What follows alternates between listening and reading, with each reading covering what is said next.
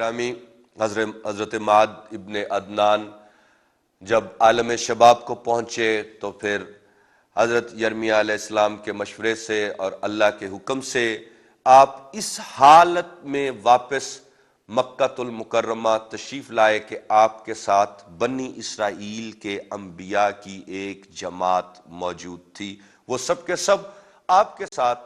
مکہ واپس آئے، بیت اللہ کا انہوں نے طواف کیا اور پھر دوبارہ سے بیت اللہ کو آباد کیا گیا، اور پھر اللہ تعالیٰ نے اپنے نور کو جو محفوظ رکھنا تھا وہ رکھ کے دکھایا۔ اور اس واقعے سے ہمارے پاس بہت سے سوالات جمع ہو جاتے ہیں کہ اللہ تعالیٰ نہ صرف یہ کہ وہ ابرا کے ہاتھیوں سے اپنے گھر کی حفاظت فرماتا ہے،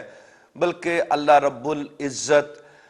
آدم سے لے کر خاتم کی آمد تک اپنے نور کو محفوظ رکھتا ہے۔ میں ناظرین گرامی یہاں پہ یہ نقطہ سوالیہ انداز میں دینا چاہوں گا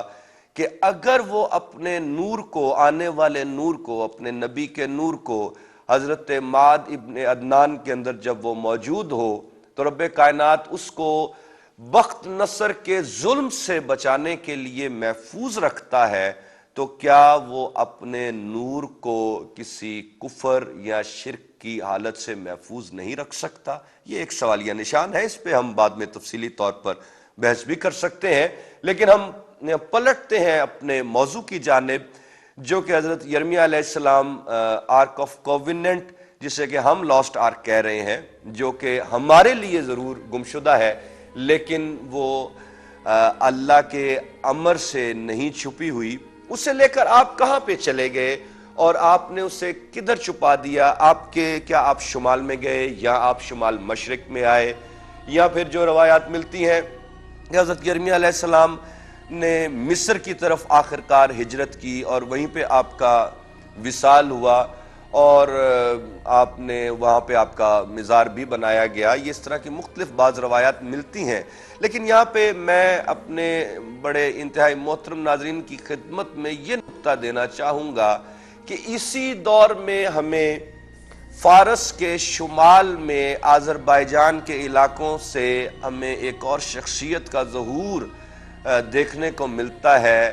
جسے کہ دنیا زرتشت کے نام سے جانتی ہے، اور آج کے مجوسی مذہب کا پیشوا جناب زرتشت کو ہی سمجھا جاتا ہے۔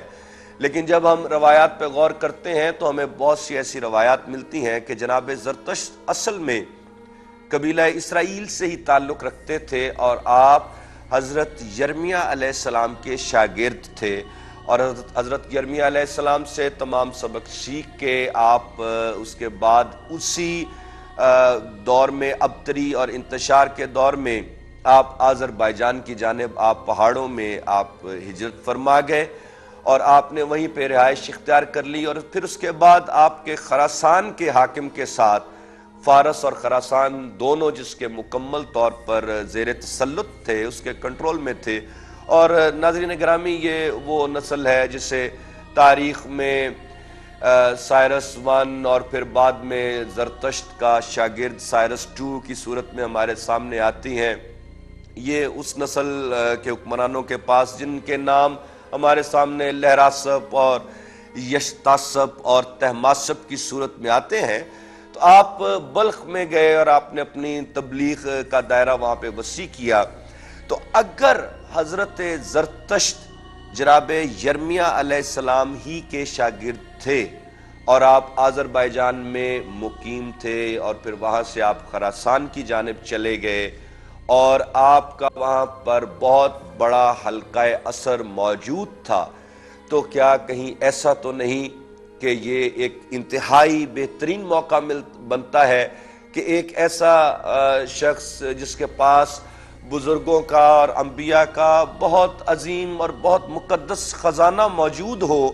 اور پھر جب اسے بالکل بے چارگی اور بے کسی کے عالم میں اپنے شہر کو چھوڑنا پڑے، ہر طرف بت پرستوں کا عروج ہو، ان کی حکومت ہو، ان کی فرما روائی ہو، تو لازم ہے کہ آپ اپنے اس علاقے سے باہر نکلیں گے اور ایسے علاقے کی جانب کوشش کریں گے کہ جہاں پہ وہ خزانہ محفوظ ہو سکے۔ اگر حضرت یرمیہ علیہ السلام تابوت سکینہ کو لے کر مصر کی جانب آتے تو مصر بھی اس وقت فرعونوں کے تحت بت پرستی میں مبتلا تھا.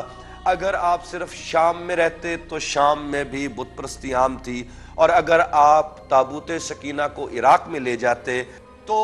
ناظرین محترم عراق میں بھی بت پرستی عام تھی، اور بت پرستوں کے علاقے میں، بت پرستوں کی سلطنت میں،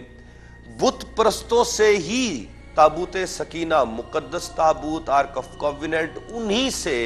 لینے کے بعد، ان کے ہاتھوں سے لینے کے بعد، ان پر احسان کرتے ہوئے اس کے بعد پھر انہی کے علاقوں میں اگر اسے کہیں چھپانے کی کوشش کی جاتی تو یہ دانش مندی کا ہو سکتا ہے، مظاہرہ نہ ہوتا. اس میں بہت سے احتمال تھے کہ کہیں اگر اسے وہاں پہ چھپایا جائے تو بت پرست جو ہیں اس کی بے حرمتی کے مرتکب نہ ہوں. اگلا